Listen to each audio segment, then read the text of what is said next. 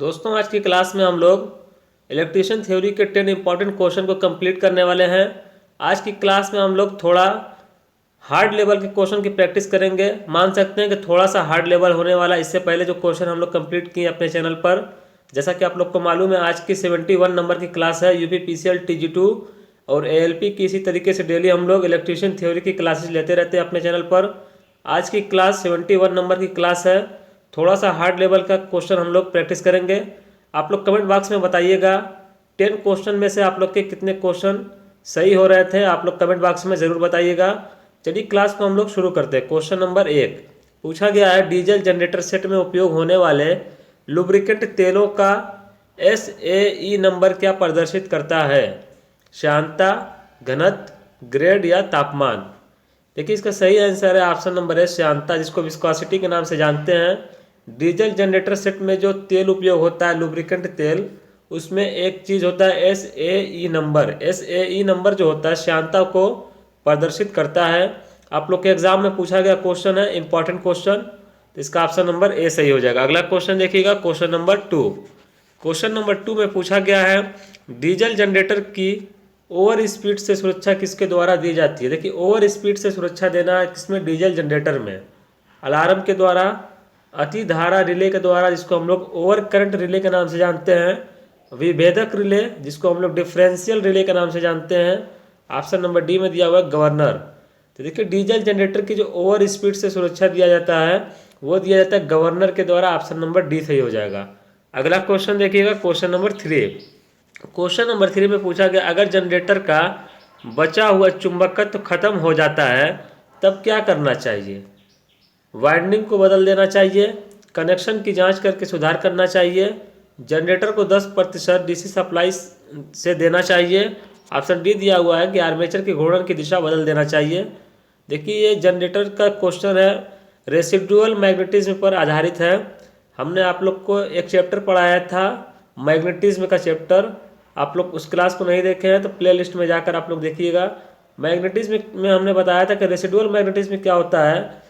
किसी भी जहाँ पर वोल्टेज बनाना है वहाँ पर रेसिडुअल मैग्नेटिज्म का होना बहुत ज़रूरी होता है।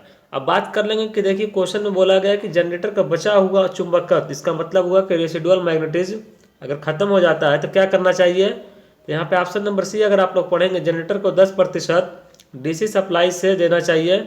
ऐसा करने से क्या हो जाएगा? रेसिडुअल मैग्नेटिज्म क्रिएट हो जाएगा और वोल्टेज बनने लगेगा। तो यहाँ पे ऑप्शन नंबर सी सही है। अगला क्वेश्चन देखिएगा, क्वेश्चन नंबर 4 में पूछा गया है, निम्नलिखित में से क्या शाफ्ट को उसकी जगह पर रखता है? देखिए अगर आप लोग मशीन पढ़े होंगे, मशीन की जो थ्योरी होती है, दोनों साइड होती है एंड प्लेट्स। क्या होती है? एंड प्लेट्स होती है। इसी के बीच में सारे पार्ट्स होते हैं। तो शाफ्ट जो होता है, शाफ्ट को उसकी जगह पर कौन रखेगा?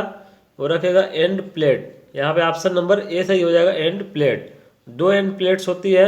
अगला क्वेश्चन देखिएगा, क्वेश्चन नंबर 5 में पूछा गया है, निम्नलिखित में से कौन सा टेप मोटर कनेक्शन के लिए उपयुक्त है? देखिए टेप की बात कर रहा है, कौन सा टेप जो होता है मोटर कनेक्शन के लिए उपयुक्त है। यहाँ पर आप लोग गौर करेंगे, मोटर का कनेक्शन जो होता है उसके लिए कौन सी टेपिंग हम करें जो उपयुक्त हो, सूटेबल हो? प्लास्टिक, रबर, कागज या वर्निश कैम्ब्रिक? देखिए यहाँ पर ऑप्शन नंबर डी जो दिया हुआ वर्निश कैम्ब्रिक, यही उपयुक्त होता है मोटर कनेक्शन के लिए सबसे ज़्यादा। ऑप्शन नंबर डी सही है। अगला क्वेश्चन देखिएगा, क्वेश्चन नंबर 6 पूछा गया, इलेक्ट्रिक मोटर के फ्यूज का उद्देश्य किससे सुरक्षा प्रदान करना होता है? देखिए इलेक्ट्रिक मोटर है, उसमें फ्यूज़ लगा होता है। फ्यूज़ तो ट्रांसमिशन लाइन, आप लोग फ्यूज़ आप लोग देखेंगे उसमें भी लगता है, डिस्ट्रीब्यूशन लाइन में लगता है, घरों में फ्यूज़ लगता है। तो फ्यूज़ का जो उद्देश्य होता है, किससे सुरक्षा प्रदान करना होता है, कहाँ पर? इलेक्ट्रिक मोटर में। उच्च वोल्टेज से, ओपन सर्किट से, शॉर्ट सर्किट से, ओवरलोड से। यहाँ पे ऑप्शन नंबर डी सही हो जाएगा, ओवरलोड। क्योंकि आप लोग को मालूम होगा फ्यूज़ का जो मेल्टिंग पॉइंट होता है वो लो रखा जाता है। मेल्टिंग पॉइंट का मतलब वो पॉइंट होता है जहाँ पर फ्यूज़ मेल्ट हो जाएगा। तो लो इसीलिए रखते हैं ताकि ओवरलोड होगा तो ओवर करंट जाएगी, ओवर करंट जाएगी तो उसी ओवर करंट से प्रोटेक्शन करना होता है मोटर को। तो ओवर करंट जाएगी तो फ्यूज़ का मेल्टिंग पॉइंट जब लो होगा तो ओवर करंट से जो हीटिंग होगी उससे फ्यूज़ मेल्ट हो जाएगा। जब फ्यूज़ मेल्ट हो जाएगा, जैसे हमारा ये फ्यूज़ लगा हुआ है यहाँ पे, हमारी मोटर है, जब ये फ्यूज़ हमारा मेल्ट होगा यहाँ से करंट जाएगी। जो फ्यूज़ अगर मेल्ट हो गया तो आप लोग को मालूम होगा कभी भी ओपन सर्किट में करंट नहीं जाती है। यहाँ से अब करंट जाना बंद हो जाएगी तो हमारी मोटर सुरक्षित हो जाएगी। तो इलेक्ट्रिक मोटर के फ्यूज़ का उद्देश्य क्या होता है? ओवरलोड से प्रोटेक्शन देना। ओवरलोड का मतलब हो गया ज़्यादा करंट से प्रोटेक्शन देना। अगला क्वेश्चन, दिष्ट धारा मोटर समीकरण में ई बी अपान वी क्या प्रदर्शित करता है? देखिए ई बी अपान वी का मतलब होता है बैक ईएमएफ बटे में सप्लाई वोल्टेज। ये ई बी क्या है? Back EMF. जैसा कि आप लोग को मालूम है मोटर है तो इसमें बैक ईएमएफ होगा। यही बैक ईएमएफ होता है जो मोटर को जलने से बचाता है। और जनरेटर होता है तो उसमें जनरेटर ईएमएफ होता है। और ये वी क्या है? सप्लाई वोल्टेज है, जो वोल्टेज आपने अप्लाई किया मोटर पर वो वोल्टेज है। अब बात करेंगे कि ई बी अपन वी क्या प्रदर्शित करता है, तो ये प्रदर्शित करता है एफिशिएंसी या दक्षता को। ऑप्शन नंबर डी सही हो जाएगा। मोटर में मैक्सिमम एफिशिएंसी के लिए क्या होता है आप लोग को मालूम होगा, वी बराबर होता है 2 ई बी। ये होता है कंडीशन। तो ये ई बी अपन वी क्या प्रदर्शित करता है? दक्षता को प्रदर्शित करता है। ऑप्शन नंबर डी सही। अगला क्वेश्चन देखिएगा, क्वेश्चन नंबर 8 में पूछा गया है किस प्रकार की मोटर में भारी लोड के लिए फ्लाई व्हील का उपयोग किया जाता है? देखिए भारी लोड के लिए फ्लाई व्हील का उपयोग किया जाता है जो मोटर की गति को कंट्रोल करता है। तो किस प्रकार की मोटर में? यहाँ पे ऑप्शन नंबर बी सही हो जाएगा, डीसी शंट मोटर। अगला क्वेश्चन, क्वेश्चन नंबर 9 में पूछा गया इंटरपोल का काम होता है। देखिए इंटरपोल के बारे में हमने पढ़ाया था मशीन की जब क्लासेस ली थी। आप लोग चैनल के प्लेलिस्ट में जाइएगा, उसमें सारी क्लासेस अवेलेबल हैं। मशीन की कई क्लासेस मिलेंगी, आप लोग देखिएगा। हमने बताया था एक क्लास में। ये हमारा होता है इस तरीके से कंस्ट्रक्शन स्टेटर का। यहाँ पर मेन पोल्स होते हैं। ये क्या है? मेन पोल्स हैं इस तरीके से। यहाँ पर जो होता है एन और एस होता है, N S N S. N S जो होते हैं अल्टरनेट रूप से होते हैं। अगर यहाँ पर एन होगा तो फिर एस होगा, फिर एन होगा, फिर एस होगा। ऐसा नहीं होता है कभी भी कि यहाँ पर एन है तो फिर यहाँ पर एन होगा। एन का मतलब नॉर्थ और एस का मतलब साउथ। दो मेन पोल्स के बीच में यहाँ पर इंटरपोल्स लगाए जाते हैं। यहाँ पर होते हैं इंटरपोल्स। क्या होते हैं? ये दो मेन पोल जो होते हैं उनके बीच में इंटरपोल्स लगाए जाते हैं। अब बात करेंगे कि इंटरपोल्स की जो पोलैरिटी होती है, पोलैरिटी का मतलब होगा कि यहाँ पर एन होगा कि एस होगा। इसका निर्धारण होता है अलग अलग होता है। डीसी मोटर में अलग तरीके से होता है, डीसी जनरेटर में अलग तरीके से होता है। तो पोलैरिटी के ऊपर कभी हम लोग बात करेंगे। अभी हम लोग बात ये कर रहे थे कि इंटरपोल का काम क्या होता है। मोटर की स्पीड बढ़ाएगा नहीं, हानि को कम करेगा नहीं, हानि को भी कम नहीं करता, हानि को बढ़ाता भी नहीं है। इसका जो मेन काम होता है कम्यूटेटर में स्पार्किंग को कम करना। ऑप्शन नंबर डी सही हो जाएगा, कम्यूटेटर पर स्पार्किंग को कम करना। या तो इस तरीके से भी हम लोग कह सकते हैं कि आर्मेचर रिएक्शन को कम करना, ये भी काम हो सकता है इंटरपोल का। या कम्यूटेटर पर स्पार्किंग को कम करना। यहाँ पे ऑप्शन नंबर डी सही हो जाएगा। अगला क्वेश्चन देखिएगा और आज का लास्ट क्वेश्चन है क्वेश्चन नंबर 10।